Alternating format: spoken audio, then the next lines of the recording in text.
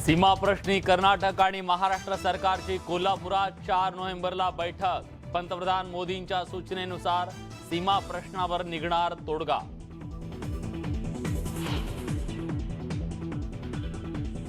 बच्चू कडू रवी राणांच्या वादावर पडदा। राणांच्या माफीनाम्यानंतर कडूंचं एक पाऊल मागे।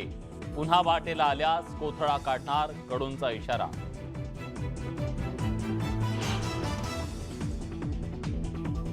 वरळीतल्या गोमाता नगरमधील कथित एसआरए घोटाळा प्रकरणी किशोरी पेडणेकरांच्या अडचणीत वाढ। एसआरए घोटाळ्यातील आरोपींशी पेडणेकरांचे आर्थिक संबंध असल्याचा किरीट सोमय्यांचा आरोप।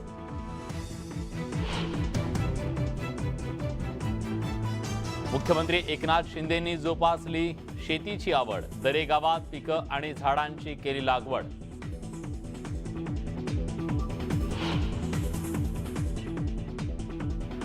मुंबईतील बीडीडी चाळ पुनर्विकासाचा उपमुख्यमंत्री देवेंद्र फडणवीसांकडून आढावा। पुनर्विकासात 15,593 सदनिका निर्माण होणार।